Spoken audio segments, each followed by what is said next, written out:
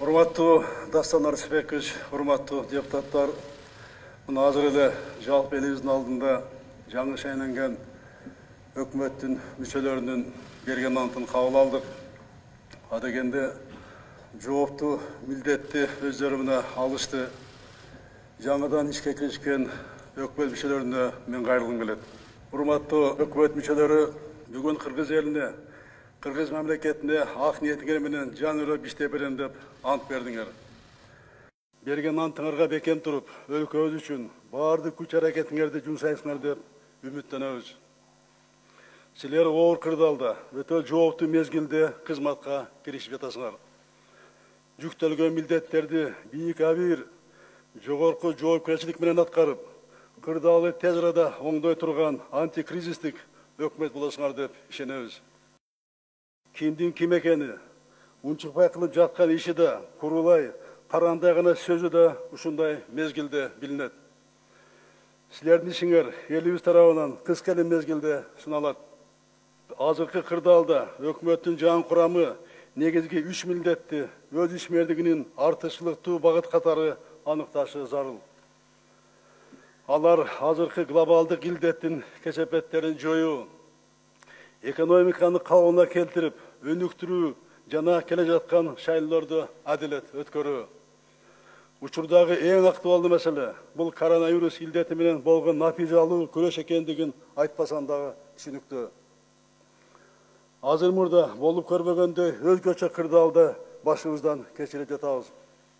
Капыстан келген илдеттин калкыбыздын ден соолугун, өмүрүн натыйжалуу коргоо үчүн кадимки жай турмуш эмес, катаал күрөштүн шартында иштеп жатабыз. Биздин өлкө гана эмес, жалпы дүйнө мамлекеттеринин баары бул сыноого туш болду. Азыркыга чейин вакцина таба элек, илдеттен кутулуунун даяр жолу жок. Ар ким кырдаалдан чыгуу үчүн өз жолун издеп, түрлүү ыкмаларды колдонуп жатат. Биз азыркы кыйын мезгилден чыгуу үчүн элибиздин ынтымагына, коомубуздун биримдигине таяндык. Ыкчам түрдө өзгөчө абал режимин киргизүү өлкөбүздү пандемия коркучунан сактап калууга өбөлгө түзгөн. Тәртипти санитардык эпидемиологиялык нормаларды бекем сактап, кырдаалды көзөмөлдө кармадык. Инфекцияны жугуузунун темпи төмөндөй баштаган. Ошол эле учурда экономикалык чөйрөнүн ишке жөндөмдүүлүгүн сактап калуу муктаждыгына туш болдук. Ошондуктан өзгөчө абал алынып, өзгөчө кырдаал режимин гана калтырдык. Тилекке каршы өзгөчө абал алынгандан бери илдетти жугузгандардын саны көбөйүп жатат. Буга чейин жетишкен натыйжалар жокко чыгуу коркунучуна туш болдук. Айрыкча Бишкек шаарында оорууну жугузгандардын саны көбөйдү. Буга медициналык талаптардын сакталбаганы негизги себеп болууда. Тилекке каршы коомдук жайларда, өндүрүш ишканаларда, транспортто, ири соода жайларында санитардык гигиеналык эрежелер сакталбай жатат. Көп адамдар катышкан аш тойлорду, эл көп чогулган башка салтанаттарды өткөрүү кайрадан башталды. Бул илдеттин коркунучу олут экенине көптөгөн жарандар дагы эле маани бербей жатат. Айрымдардын илдет жок, бул саясат дегендерин эл ишенип, адамдар жалган сөзүн курмандыгы болгону турат. Мен кайталап эскертейин, бул оорунун коркунучу дале бар, бул сакталууда. Андан бир гана Кыргызстан жаба чегип жаткан жок. Жалпы дүйнө жабыркап, көптөрдүн айласы кетип жатат. Азыркы кырдаалда өкмөттүн негизги милдети мамлекеттик жана жергиликтүү органдардын ишин мобилизациялап, элибиздин ден соолугун коргоо, журтубузду ушул илдеттен жайылышынан сактап калуу. Бул иште эч ким четте калбайт. Баарыбыз тең өкмөткө колдоо көрсөтөбүз. Кыргызстандын аймагына өзгөчө кырдаал режими азыркыга чейин алына электигин дагы бир жолу кайталайм. Комендатуралардын иши токтотулуп, алардын ыйгарым укуктары жергиликтүү бийликке өткөрүлүп берилген. Алардын аймактык граждандык коргоонунун жетекчиси катары укуктары күчүнө кирген. Кырдаалды көзөмөлдө кармап, анын курчушуна жол бербөө үчүн жоопкерчилик өкмөттүн областта өкүлдөрүнө, шаарлардын мэрлерине, райондордун акимдерине, айыл өкмөттөрдүн жетекчилерине жүктөлгөн. Чектөөлөр аркылуу тәртиптик камсыздоого мүмкүнчүлүктөр бар. Бирок кайрадан карантин режимин киргизип, кырдаалуу күч менен көзөмөлдөөгө азырынча барбайбыз. Экономикалык ишмердик чектелбегени менен санитардык чектөөлөр алынган жок. Жарандар, ишкерлер эпидемиологиялык коопсуздуктун бардык нормаларын катуу сактоого милдеттүү. Жогоруда айтылгандай, ынтымак, биримдик менен кыйынчылыктарды жеңебиз. Жарандык, жоопкерчилик менен тәртип сактап, медициналык нормаларды бузбасак, Кудай буйруса бул сыноодан татыктуу өтөбүз. Медиктерибиз тиешелүү даярлыктан өткөн. Акыркы күндөрдөгү кырдаалды эске алып, ооруканалар кошумча орундар даярдалды. Республикалык штаб ооруга чалдыккандарды кабыл алуу, дарылоо, консультация берүү ишин ыкчам уюштурууга жана жөнгө салууга милдет экенин эске салам.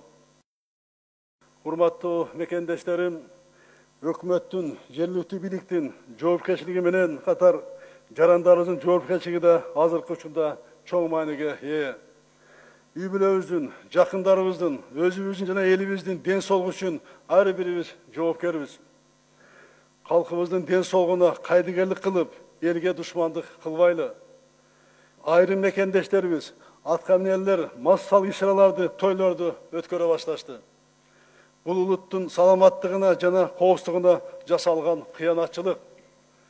Март айынан бери уйку көрбөй эмгектенип жаткан дарыгерлерибиздин, тартип сакчыларынын, башка тийиштүү кызматкерлерибиздин күнү түнү дебей кылган мээнетине жасалган кыянатчылык. Бардык бийлик бутактары биригип, жалпы эл коронавирус илдетин ооздуктоого бар күч аракет жумшап жатса, эч кимди көзгө илбей, той өткөргөндөргө уят сыйыт, элди сүйлө деген сезимдерди болбогону өкүндүрөт. Акыркы убактарда дал ушул массалык иш-чаралардан инфекция узгандар көбөйүп жатат. Республикалык штаб, жергиликтүү бийлик мындай жошунсуз жоруктарды көрмөкчү уңгасан болгонго акыңар жок. Тиешелүү талаптарды сактабагандардын баарына мыйзамдуу чаралар көрүлүшү керек. Республикалык штаб абалдын оорлошуп баратканына себепкер болгон мындай тойлорго расмий түрдө тыюу салуу чарасын карап чыгууга мезгил жетти. Ар бирибиз жоопкерчилик менен ан сезимди өзгөртпөсөк, илдетти жеңүү мүмкүн эмес. Азыркы өкмөттүн экономикага багытындагы кечиктирилгич милдеттерине төмөнкүлөр кирет. Өкмөт биринчи кезекте кризиске байланыштуу тобокелдиктерди эске алуу менен бардык чыгашаларды таганыктап чыгышы зарыл. Бардык тобокелдиктердин алдын алып, бюджеттик резервтерди калыптандыруу милдети турат. Мамлекеттик карызды жоюу же мөөнөтүн узартуу боюнча өнөктөш өлкөлөр жана финанс институттары менен сүйлөшүүлөрдү улантуу зарыл. Донорлордон келген каражаттардын максаттуулугун камсыздоо менен бирге жарандарга толук жана ачык маалыматты берүүнү талап кылам. Кийинки максатыбыз бюджеттин аткарылышын камсыздоо. Ошондуктан бизнеске болгон административдик басымды азайтуу жана адамдык факторду жокко чыгаруу үчүн фискалдаштыруу долбоорун ишке тездетип ашыруу керек. Бул процессти тездетип, толугу менен киргизүү талап кылынат. Товарлардын көмүскө айлануусун жана мыйзамсыз ишкерликти кыскартуу максатында электрондук счет фактуралары, онлайн контролдук кассалык машиналары киргизилүүдө. Бул багыттагы иш-аракеттер кечиктирилбей, өз мөөнөтүндө аткарылышы керек. Кийинки этапта товарларды маркелоо жана алардын айлануусун көзөмөлдөө системалары ишке кирет. Аны менен катар азыркы учурда өкмөт бизнесин ишин төскөөдө жаңы учурдун талабына ылайык кадамдарга барууга милдеттүү. Экономика жоготуулардын ордун толтуруп, кырдаалды калыбына келтирүү үчүн бизнесин угуп, ишкерлерди колдоо керек. Мен акыркы мезгилдерде бизнестин өкүлдөрү менен видеоконференция өткөрдүм, айрымдарын кабыл алдым. Ишкерлердин учурдагы көйгөйлөрү тууралуу толук маалыматым бар. Бизнес менен болгон жолугушууда айтылган, тез чечүүнү талап кылган жагдайларды өкмөт мүчөлөрүнө айта кетейин. Көмүскөдө иштеп аткан бизнести легалдаштыруунун начарлыгынан улам салыктын жүгү ак ниет иштеп жаткан ишкерлерге гана артылуу деген кайрылуу болду.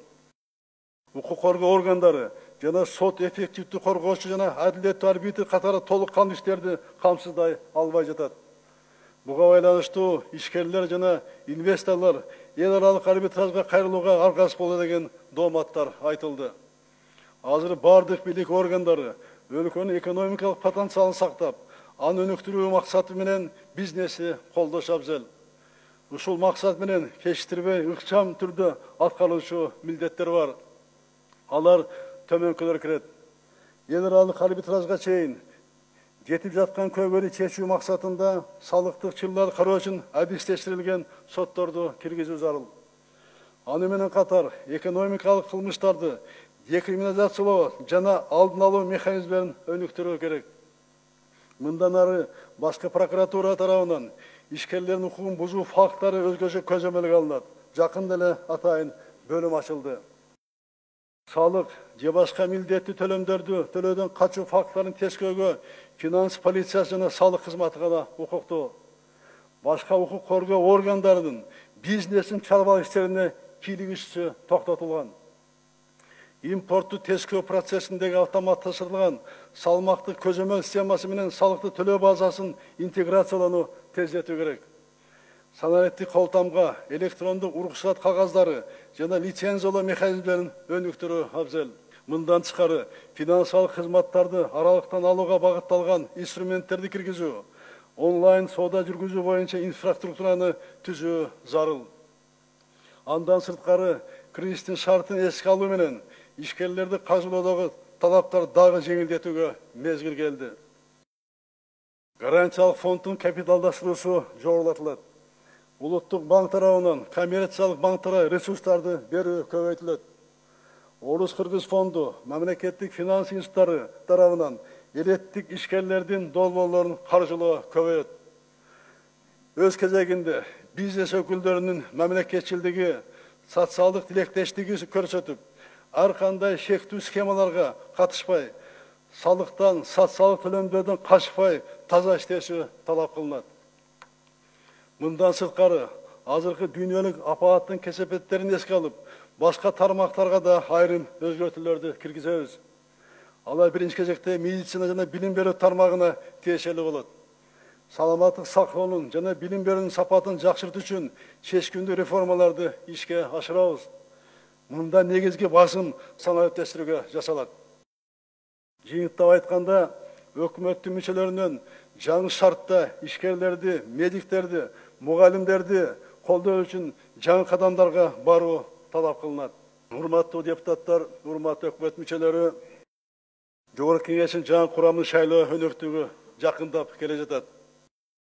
Биз шайлоо эрежелерин алдын ала белгилүү жана туруктуу болушуна жетишүү максатында эрежелер шайлоого 1 жыл калганда бекемдесин, андан кийин өзгөртүүлөр киргизилбес деген убадабызды аткардык. Бола турган шайлоого укук жагынан сапаттуу даярдык көрдүк. Тиешелүү мыйзамдар кабылданып күчүнө кирди. Шайлоо адилеттигин добуш берүү жана аларды эсептөө учурунда гана эмес, шайлоонун бардык этаптарында камсыз кылууну көздөп жатабыз. Шайлоо мыйзамдарын бузгандык үчүн жоопкерчилик механизмдерин киргизүү жана административдик ресурсту пайдаланууга бөгөт коюу боюнча мыйзамды кабыл алып бердиңиздер. Бул мыйзамдар келе жаткан шайлоо өнүктүгүнүн адилеттигин жана сапатын жакшыртуу үчүн жасалган чоң кадам болот. Урматтуу өкмөт мүчөлөрү, мына мен шайлоону адилет өткөрүүнү бардык партияларга бирдей шарт түзүүнү келе жаткан учурдун эң актуалдуу маселеси деп эсептейм. Бардык партияларга карата бирдей шарттар түзүлөт.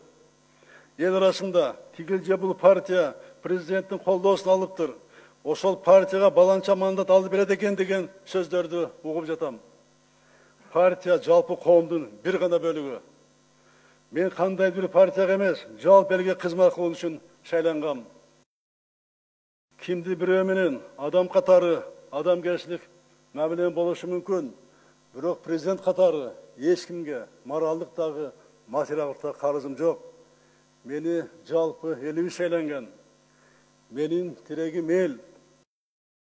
Кайсы бир партияга эмес, элге таянам. Бир Кудайга, анан элиме ишенем. Мына менде мына ушундай ички эркиндик бар. Буюрса алдыда келаткан шайлоодо мына ошол ички эркиндигиме таянып, баарына бирдей калыс шарт түзүп берүүгө аракет кылам. Buyursa şайлоодо жеңип келген партиялардын кимиси болбосун, мамлекеттин кызыкчылыгында чогуу иштегенге даярмын. Урматтуу депутаттар, урматтуу саясий партиянын өкүлдөрү, шайлоонун таза өтүшү менден жана өкмөттөн гана көз каранды эмес. Ушул залда отурган депутаттардын көпчүлүгү кайрадан шайлоого аттанат деп ойлойм. Мен сиздерди да, калган бардык партияларды да шайлоону таза өткөрүүгө чакырам.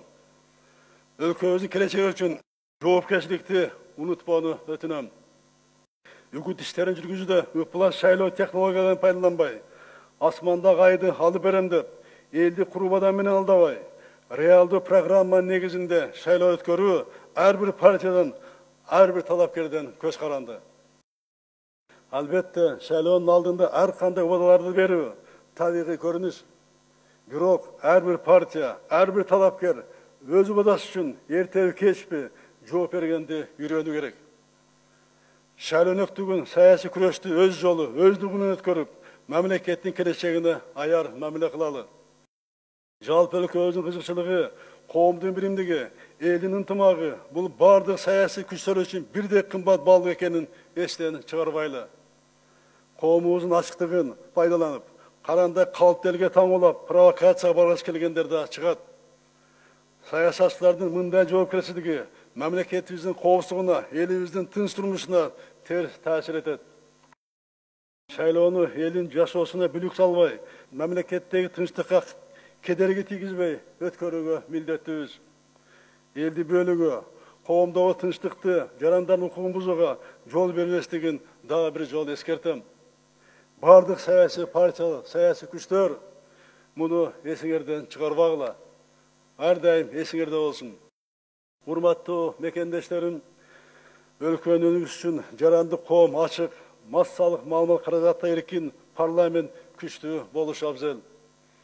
Парламент күчтүү болушу, анын курамынын сапаты, партиялардын түзгөн тизмесине көз каранды. Партиялардын парламентке келиши же келбеши сиздердин добусуңуздар түшөт. Шайлоо өтөт, андан кийин да мамлекетибиз алга сүрөп, өлкөбүздү өнүктүрүү милдет турат. Элибиздин жашоо турмушун жакшыртууга, калкыбыздын ден соолугун чыңдоого, жаштарыбыздын билимин жогорулатууга, жанырып иштей турган чыныгы эл өкүлдөрүнө муктаж болобуз. Ошондуктан жете ойлоп бир кесип, курмада калданбай, нукура элдин өкүлдөрүн шайлап бересиздер деп ишенебиз. Урматтуу Дастан Арсбекович, урматтуу депутаттар, учурда Жогорку Кеңештин дээрлик 5 жылдык ишинин жыйынтыгын чыгарып жатасыздар. Жакында сиздер элге барып, шайлоочулар менен жолукканда да ар кандай ойлор айтылат. Анын ичинде сиздердин ишиңиздер да бааланат. Жогорку Кеңештин ишмердиги жөнүндө коомчулук тарабынан бир катар сын пикирлер айтылып келет. Бул ачык коомдогу табигый көрүнүш. Бирок калыстык үчүн так ушул 6-чы чакырылыштагы депутаттар тарабынан өлкөбүз үчүн абдан маанилүү чечимдер кабыл алынганын айта кетейин. Жалпылап айтканда, парламенттин ушул курамы тарабынан коррупцияга каршы күрөштү күчөтүүгө багытталган чечимдердин көпчүлүгү кабыл алынганын эч ким түгөндөй албайт. Бул ойду бышыкташ үчүн Жогорку Кеңештин айрым чечимдерин белгилеп кетсек болот. Шайлоонөктүгүндөгү коррупциялык көрүнүштөрдү жоюуга, сот укуктук реформасын ишке ашырууга багытталган мыйзамдар парламент ушул чакырылыш тарабынан кабыл алынды. Мамлекеттик кызматкерлердин өзүнүн жеке кызыкчылыгын көздөгөн бөгөт коюу жана коррупциялык укук бузгандарды милдирген адамдарды коргоону көздөгөн мыйзамдар ишке киргизилди. Антикоррупциялык саясаттын негизги куралы катары өлкөбүз санариптештирүү иши парламент тарабынан жигердүү колдоо тапты. Көптөн бери ишке ашпай жүргөн коопсуз шаар долбоорун баштоого, жөлөк пулдарды тескөөнү санариптештирүүгө багытталган кадамдар жасалды.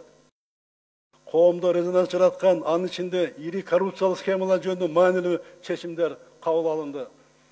Сот системасындагы укук коргоо, бажы жана салык органдарындагы коррупциялык иштердин парламент аркылуу ачыкка чыгарылганда коомчулукка белгилүү.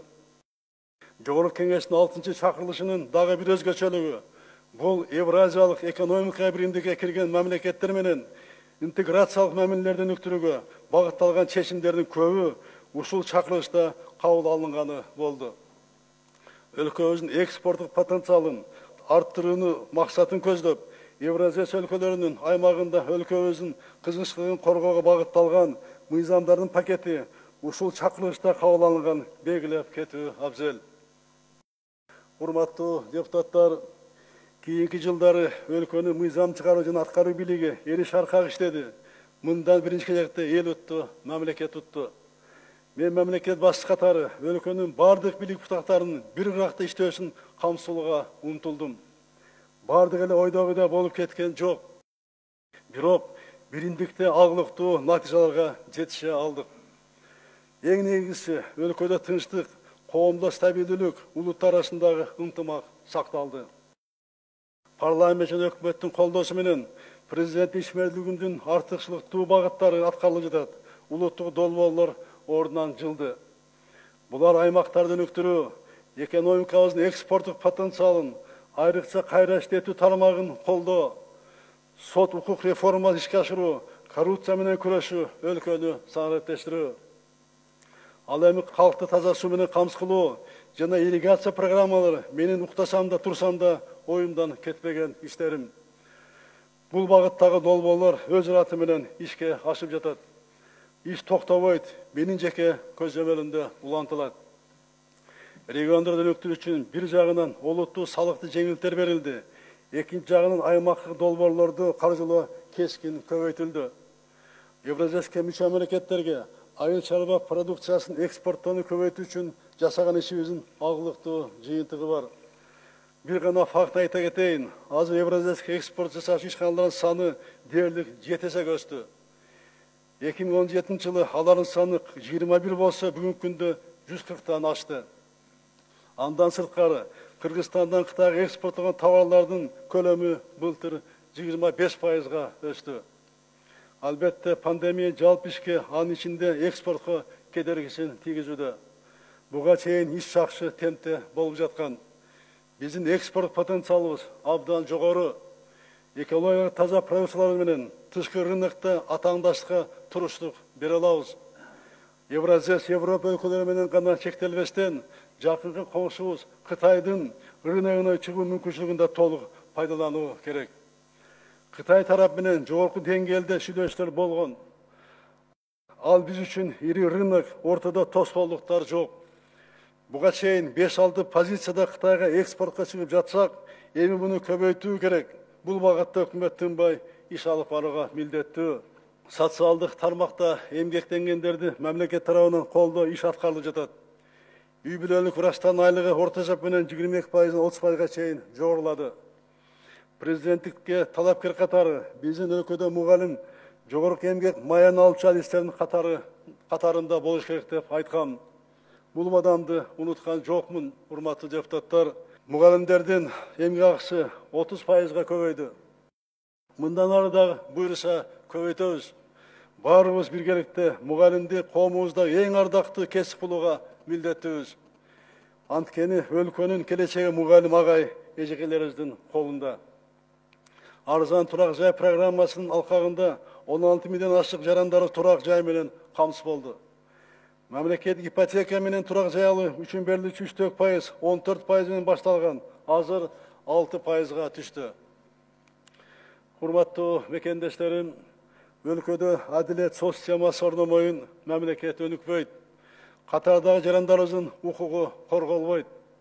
Сот укуктук реформа кайсы мамлекетте болбосун жеңил желпи ишке ашпайт. Бизде да эң оор реформалардын бири мына ушул сот укуктук реформа болууда. Соттордон реформа жасаш үчүн эмне керек деп сурагамын. Сот корпусу саясий эрк жана акча каражат деп жооп беришкен. Менде сот реформа ишке ашырууга саясий эрк бар. Бул менин президенттик ишимдин маңызы жана эң бир артыкчылыктуу багыттарынын бири. Анткени карапайым калктын укугу адилеттүү сот системасы орногондо гана корголот. Акыркы 2 жылда сот системасына республикалык бюджеттен каражат жетиштүү жумшалып, өтө чоң колдоо болду. Санариптештирүүгө каражат үзгүлтүксүз бөлүнүп турду. Имараттар курулду, оңдолду. Кыскасын айтканда саясий эрк бар, каражат жетиштүү. Бирок соттордун ар бири болбосо саясий эрк жана акча каражаты системаны жаңыртууга жетиш экенин биздин турмушубуз көрсөтүүдө.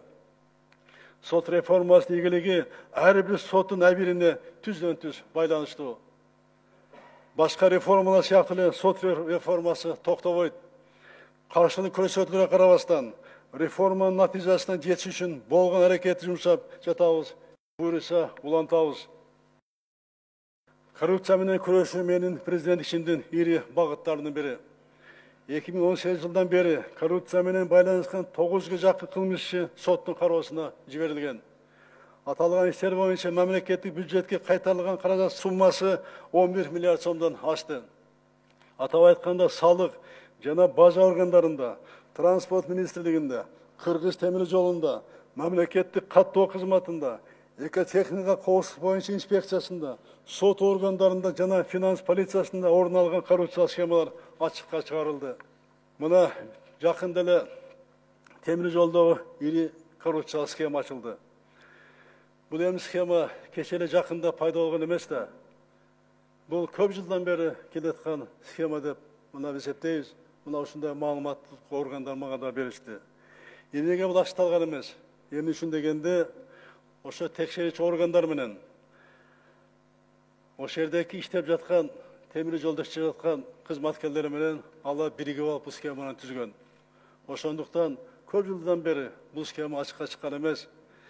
Biz içip жеген аткамилер менен гана эмес, аларды жаап жашырып, кошо табакташ болуп келаткан укук коргоо органдарына да бетин ачышыбыз керек. Аларга дагы кара таяосуз күрөш жүргүзүлөт. Мына мен алдырдым. Ушу 2 жылда канча жолу темир жолго, бир мисал айтып кетейин, темир жолго текшерүүлөр барган деп. Эсептөө палатасы барган, салык инспекция барган, финансы полиция барган. Прокуратура органдары барган, 18 текшерүү барган. Ошонун баардыгы таза деп мына жаап келген. Мына коррупцияны күрөштүн кайдан акча атабыз биз?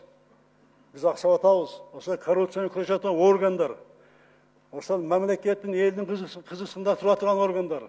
Ошого бөгөт коюп аткан органдар өздөрү кошулуп алып, бирге схема түзүп алып, табакташ болгондо мына биз ушундай кыйналып атабыз.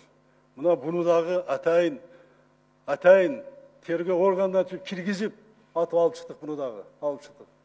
Мына ошондуктан биз кийин мына ушуну баштадык. Азыр органдар ошол текшердиңби, ошону жаптыңбы, сен жооп бер. Ошон үчүн ошол жерде отуруп иштеп атасың, айлык алып атасың. Ошол жерде балачкаң багып атасың. Мына ошол текшерген темир жолду, прокуратура кызматкерлерин дагы, финанс полициянын дагы, эсептөө палатасына, салык инспекциясына жоопко тартыш керек. Антпесе бул токтобойт. Мына ушуну азыр биз колго алып атабыз. Буйруса бул боюнча дагы катуу иштер жүрөт. Ошондой эле Бишкек-Жылык борборунун модернизациялоодо, тарых музейин реконструкциялоо, ат майданын жана башка объекттерди курууда коррупциянын фактылары мурдараак аңыталган билесиздер. Коррупция менен күрөшүүдө коомчулукка көп жараланбай, бирок алгылыктуу иштер жасалып жаткан дагы бир багыт бар. Ага токтолуп кетейин. Бул мыйзамсыз таратылып кеткен жерлерди борборубуз Бишкекке жана Ош шаарына кайтаруу, бул элге кайтаруу. Сиздер билгендей, ал жерлерде Бишкектер жана шаарыбыздын меймандары эс ала тургандай, мына Бишкек жакшы шаар болуп, өзүнүн аты бар болчу. Мына ушул жакшы шаар деген атын кайтарыш үчүн ошо жерлерди кайтара алуу боюнча иштер жүрүп атат. Мына билесиздер, 2019 жылы 10 гектар жерге ынтымак парк ачылды, эс алуу бак ачылды. Өткөндө мына Төлөбердиев багы 10 гектарга ачылды. Дагы 44 гектар жерге азыр 5 эс алуу багын ачыш боюнча мээре иштеп жатат. Биз мыйзам таратып кеткен жерлерди Бишкектин менчигине, элдин энчисине кайтара алууну улантабыз. Мында Бишкек мэриясы дагы жакшы иш алып барып жатат. Буну өзгөчө белгилеп коюшум керек. Мен албетте мамлекет башчысы катары бул аракеттерди толук колдойм. Мыйзамсыз берилип кеткен жер тилкелерин, бала бакчаларды, социалдык объектилерди кайра кайтаруу иши бардык шаар областтарда улантылат. Мына буйруса, мына көрүп атасыздар, 2 жылдын жыйынтыгы менен мына Бишкектин жогорку зонасындагы мына кеткен жерлерди, жеткерлерди мына кайра мыйзамдын чегинде мына кайра алып атабыз. Буйруса, жогору жакта да бактар курулат, футболдук стадион курулат, хоккейный стадион курулат, спорт сарайы курулат. Ошол жерге Eli эс ала турган, кызмат көрсөтө турган жакшы ишканалар курулат ал жака. Азыр жерди ал жакан алдык. Мына 30 гектар жерди дагы. Ошо бүт жогору жакты, Бишкек жогору жагын жал Бишкекте эс ала турган жайга айлантабыз. Бул эми буюрса жакында анда баштайбыз буюрса, бир-эки иштер калды. Бул эми биздин Бишкектерге жана биздин келе жаткан өсүп аткан муундарыбызга бизден белек болуп калат кийин. Эгерде азыр ушуну калган жерди токтотуп албасак, мына көрүп атасыңар кандай мыйзамсыз жерлер кеткенин. Bunun артында көптөгөн адамдар турат, булар да кийин чыгат. Урматтуу мекендештерим, коррупция каршы күрөштө көптөгөн тоскоолдуктар болууда. Бирок ага карабай, бул күрөштү токтотпойбуз, улантабыз. Албетте Магадам катары жеңил эмес, бирок президент катары бул жолундан тайбайын буюрса, бул күрөштө негизги курал катары санариптештигин толук колдонобуз. Өлкөнүн санариптештиги туура саясат болгонун турмуш өзү мына көрсөттү. Биз албетте бир кыйла кечиктик. Бирок кыска мезгил ичинде жалпы күч аракеттер менен өлкөнүн санариптик трансформациялоо багытында көп иштер аткарылды. Мамлекеттик органдарды кагаз бюрократия жоюуга багытталган түндүк системасы ишке киргизилди. Ага 64 мамлекеттик орган жана 38 коммерциялык уюм кошулду. Элибизге 191 мамлекеттик кызматтар жана сервистер санари форматында көрсөтүлө баштады. 2 жыл ичинде түндүк системасы аркылуу 38 миллион транзакция маалымат алмашуу болду. Ал эми жыл башынан ушул убакка чейин эле 51 миллион транзакция болду. Мына маалымат алмашуу болуп өттү. 2 жылда 38 миллион, быйылкы жылда мына 51 миллион. 14 справка автоматташылып, натыйжада 5 миллиондон ашык кагаз справкалары жарандар кезекте турбаса, онлайн түрдө маалымат ала алды. Бул бюрократияны кыскарып, кагаз убакыт үнөмдөлүп, жарандардын күйшүгү азайды дегендин далили. Учурдук укук коргоо органдарын, прокуратура органдарын, жалпы эле элге кызмат көрсөтүүчү бардык мамлекеттик органдарды санариптештирүү процессин активдүү жүргүзүп жатат. Бул адам факторун жоюп, жарандарыбызга ыңгайлуу шарт түзөт. Кылмыштардын жана жолуктардын бирдиктүү реестри, бузуулардын бирдиктүү реестри иштей баштады. Акыркы мезгилде 90га жакын сот залы, аудио, видео жазуу системалары менен жабдылды. 2019 жылдын февралынан тартып, коопсуз шаар долбоору ишке киргизилди. Бул жол кыргызстандын деңгээлин Бишкек шаарында 42%, жана Чүй областы боюнча 50%га кыскартууга мүмкүндүк берди. Азыр коопсуз шаар долбоорунун негизги этабын ишке ашырууга даярдыктар көрүлүүдө. Ал 7 облусту, республикалык маанидеги 2 шаарды, облустук жана райондук маанидеги 15 шаарды, 73 калк жашоочу пункттарды камтыйт. Кайгылуу милициясынын санариптештирүүгө өзгөчө көңүл бурулуп, Бишкек шаарында жаңы санариптешкен командалык болбор иштеп жатат. Анда байкоо жүргүзүү камералары, анын ичинде адамдардын жүзүн таануучу функциясы бар камералар аркылуу шаардагы кырдаалга онлайн мониторинг жүргүзүлүүдө. Бишкек шаарында кайгылуу милициясынын ишке киргизүү долбоору коомчулукка, элге пайдасын алып келе баштады. Ийгиликтүү ишке аш десек болот. Бул долбоор Ош шаарында да башталат. Азыр талапкерлерди тандоо үчүн сынак жарыяланды. Бул долбоор менин жеке көзөмөлүмдө экенин билесиздер. Жалпысынан Ички иштер министрлигинде туташ реформа жасалды. Натыйжада борбордук облустук аппарат штатты кыскарып, анын эсебинен участкалык милиция штаты жана балдар менен иштөө инспекторлор көбөйдү. Бул аймактардагы кылмыштуулуктун санын азайтат. Мындан аркы ишке негизинен аймактарды санариптештирүү багытында жүргүзүлөт. Ушул жылдын айына чейин санарип аймак платформасынын алкагында бардык айыл өкмөттөр санариптешет деген талап коюлган. Буюрса бул милдет аткарылат, бул дагы биздин көзөмөлүбүздө. Урматтуу мекендештерим, буга чейин эч жер айткан эмес элем, бүгүн мүмкүнчүлүктөн пайдаланып айта кетейин. Мен мамлекет баштыгына келгенимде тышкы саясатта чиелешип калган маселелерди, коңшулар менен акыркы жылдары курчуп кеткен мамилелерди мурас калдым. Тышкы саясатта түйүн болуп калган маселелерди чечүүгө көп убактымды жана энергиямды короттум. Алыскы туугандан жакынкы коңшу артык дегенекчи коңшуларыбыз менен мамилени түздөп, алардын бизге болгон ишенимин бекемдөө аракетине мени президент алгачкы 1 жылдык uақытым кетті. Кайсы өлкөгө барбайын, чечилбей келаткан майда жана ири маселе күмөнү саноо турду. Мамлекеттин улуттук кызыкчылыгына доо кетирбей, ошол учурда алыскы жана жакынкы өнөктөштөрдүн ишенимине татыктуу болуу максатында таза ниет менен кадам жасап, мамиле түзүүгө болгон аракетимди жумшадым. Кудайга шүгүр, улуттук кызыкчылыктарга таянган жаңы прагматикалык тышкы саясатыбыз бир нукка салынды. Союздаштар жана стратегиялык өнөктөштөр менен алакабыз бекемделип, Батыш Европа жана Араб өлкөлөрү менен болгон мамилелер жаңы деңгээлге чыкты. Азырынча чегара маселеси өзгөчө тажик багытында татаал бойдон калууда. Казак боордошторубуз менен Евразиядә чогуу болсок да айрым көйгөйлөр чыгып жатат. Бул элдин наразылыгын жаратып келаткан маселелер. Түшүнүп турам, элибиз ыкчам чечүүнү талап кылат. Бирок бул маселелер бир тараптуу эмес, коңшулардын катышуусу менен чечилет. Албетте, бул маселелерди чечип, жагдайды ордуна коюу канчалык олуттук жана татаал экенин сиздер жакшы билесиздер. Ошол учурда бул иш куруу кыйкырыкты эмес, кылдаттыкты талап кыларын эсибизден чыгарбайлы. Сүйлөшүүлөр дайыма болуп келет. Тилекке каршы дайым эле биз ойлогондой талап кылгандай шыдыр чечилип кетпейт. Өкмөт аралык комиссия, топтор иштеп жатат. Мамлекет баштары менен жолуккан жерден кайсы айынча болбосун козголот. Президент катары мен бул маселелер дайыма көкүрөгүмө түйүп келем. Бул иштин өтөшүнө чыгабыз деп мен ишенем. Урматтуу мекендештерим, Кудайдын буйругу сиздердин колдооңуздар менен учурдагы кыйын абалдан татыктуу чыгабыз. Алдыга койгон асыл максаттарыбызды ишке ашырууну улантабыз. Кайсыл жол менен өгөбүз, кайда барабыз, максатыбыз кандай экени белгилүү.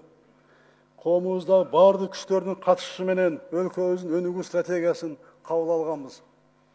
Анын ичинде 2024 жылга чейинки биринчи кезектеги зарыл кадамдарды аныктаганбыз. Алардын бир кыйласын турмушка ашырууга жетиштик. Айрымдарды тууралуу жогоруда ушкай маалымат бердим. Калган багыттарыбыз боюнча буга чейин аткарылып келген ишибизди ыраттуу улантабыз. Өлкөбүз өнүгүш үчүн зарыл болгон укуктук, экономикалык, социалдык пайдабол негизинен түптөлүп калды. Реформалар өз жыйынтыгын берет. Эл ичинде жарды эл саясатчы, бакубат эл саякатчы деген сөз бар. Ашкере саясат эмес, жаратмандык эмгек менен алектенген, анын акыбетін көрүп, татыктуу эс алып, дүйнө кыдырып, саякат курган, балдарынын ден соолугу үчүн билими сапаттуу болгон бакубат коомду курууну максат кылабыз. Кадырлуу элим, журтум, мен сиздерге ишенем, жана сиздерди ишендирем. Ал үчүн урматтуу мекендештерим, бизде бардык шарт бар. Ар дайым элибизде аманчылык, жерибизде тынчылык болсун.